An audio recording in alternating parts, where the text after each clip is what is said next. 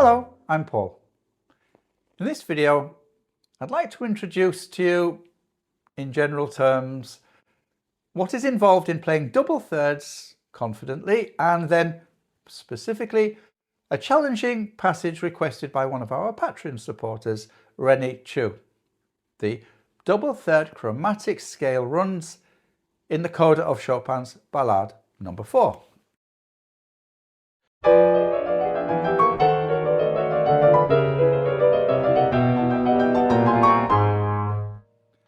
In basic terms, there are two practice methods for playing the coda double thirds confidently. First, a long and indirect strategy, which I recommend to piano students aiming to study music at an advanced level. Then later in the video, I'll cover a shorter, more direct approach for those who have limited practice time and just want to play for pleasure. Both strategies can work. The longer indirect strategy for the ballade. Broadly speaking, if you have the time and the inclination to study the complete Chopin etudes, they will give you a solid foundation for virtually anything you are likely to want to play on the piano. In my experience, certain etudes are pretty much essential for resolving articulation issues, particularly in the right hand. This is important because the natural structure of the average hand involves an inherent imbalance of long, short, weak and strong fingers. The necessity of independent fingers 3, 4 and 5. If you want to improve the clarity and evenness of your piano playing, you need to improve the efficiency of your unique hand. The most direct path to this is to develop articulation and independence in fingers 3, 4 and 5. This process is not purely physical, it requires a conscious neurological connection. It must be learned deliberately because we rarely require these fingers to work independently in everyday activities like writing or eating. In fact, one of the most accessible Chopin etudes to play after proper preparation with fingers 3, 4 and 5 is the etude in double thirds, opus 25, number 6. Serious practice on this etude will enable you to play thirds with a certain degree of fluency so that you can play them while playing something complex in the left hand. And above all, you must be able to play the thirds with the fluency required to interpret crescendos and diminuendos so the listener can enjoy the work as music and not be aware that it's an actual study at all.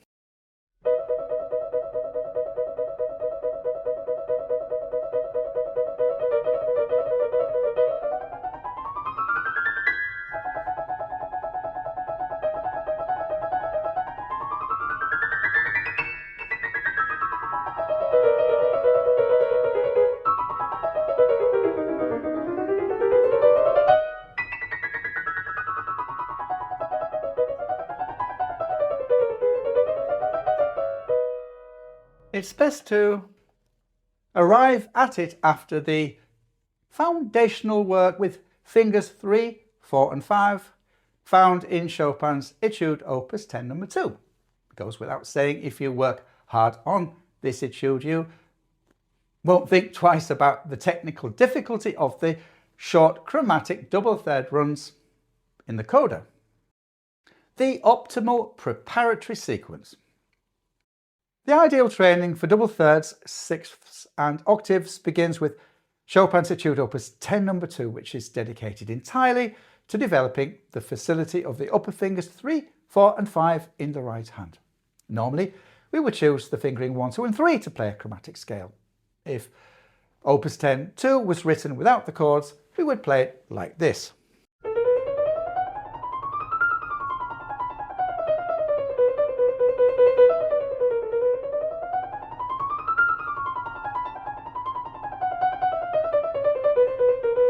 But to develop fingers 3, 4 and 5, essential for playing thirds, sixths and octaves, Without the chord, we would play like this. The objective is to eventually play the scale as comfortably with fingers 3, 4 and 5 as 1, 2 and 3.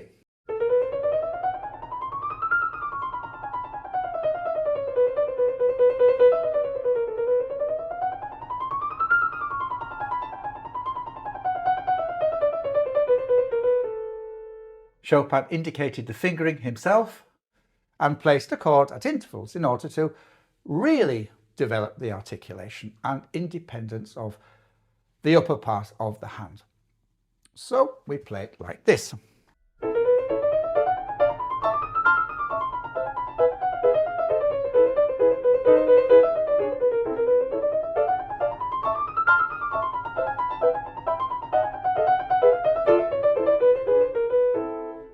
After getting used to playing with fingers 3, 4 and 5, you'll find you can play the chromatic line without the chord extremely quickly. But the genius of this etude is to further increase the demands on the hand by stretching outwards to include a chord at regular intervals. Note that if you wish to further increase the tempo beyond Chopin's indicated tempo of a crotchet equals 144, as we can frequently hear in piano competitions these days, it will depend on the flexibility and comfort of the stretch in the part of the hand between the thumb and first finger, allowing fingers 3, 4 and 5 to play independently without muscular resistance.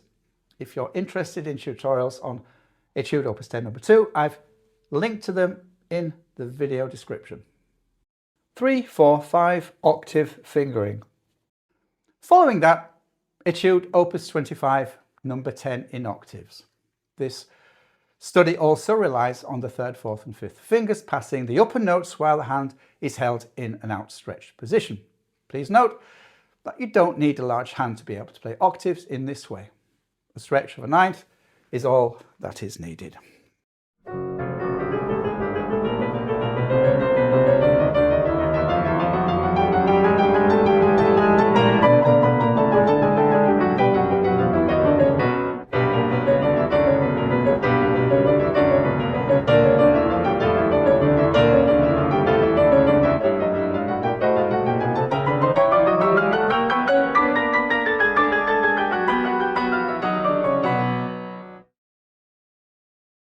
If you commit to this practice strategy, you will find your piano playing in general improves in clarity and evenness.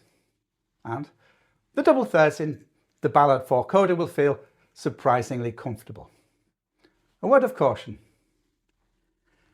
If you intend to perform Ballade 4 in public, double thirds, without adequate preparation over time, have a strange habit of freezing the fingers under pressure, unlike anything else in piano music.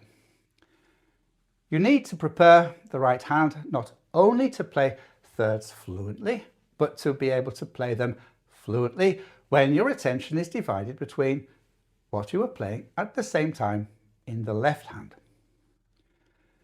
You'll have no doubt seen concert performers on stage making difficult passages look almost effortless.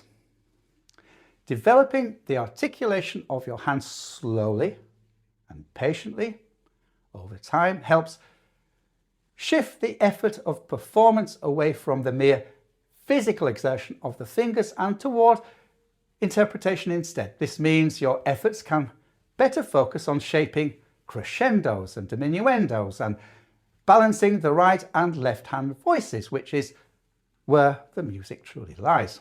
Ultimately, patient, hard work over time pays off by granting you the freedom to interpret the music as you feel it. The shorter, direct strategy for the ballad.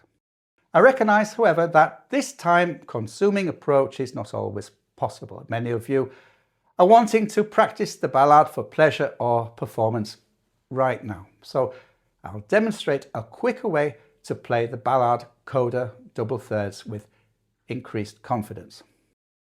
The core requirement. A straightforward first step is to use a reliable fingering, such as the one which is available for download via the link below. the focused practice derived from Chopin's Nouvelle Etude No. 3. If your practice time is limited, follow this principle. In double thirds, as in octaves, the leading fingers are 3, 4 and 5. The thumb, 1, and index finger, 2, function primarily to maintain the interval and hop along under the leading fingers, since 3, 4 and 5 are responsible for creating the continuous legato line. You must designate 3, 4 and 5 as the leading fingers. The key exercise is to play the upper notes firmly in legato while simultaneously playing the bottom notes quietly in staccato. Maintain a deliberate, controlled tempo. This forces you to physically and mentally differentiate the separate simultaneous roles of leader and follower within your hand.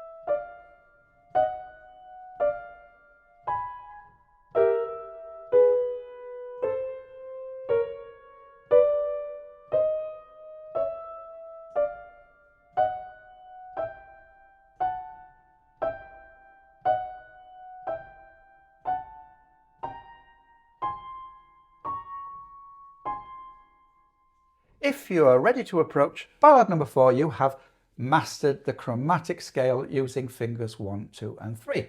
It's a shame that piano students are not taught the 3, 4 and 5 fingering at the same time. Even the chromatic scale with fingers 1 and 2, which are the fingers we use on the lower note of the third.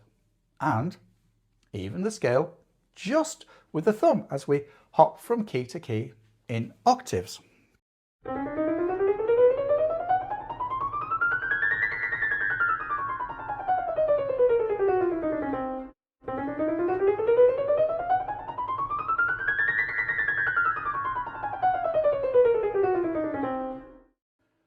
If they were, much of the technical difficulty in the piano repertoire would be significantly reduced. Therefore, if you just wish to enjoy practicing Ballad No. 4, and these double third bars are the only obstacle to achieving a good tempo in the coda, this short, focused practice method provides the quickest, most targeted path to success. I hope you found this short tutorial useful, and more tutorials on Chopin are coming up. I wish you well with your practice, and thanks for watching.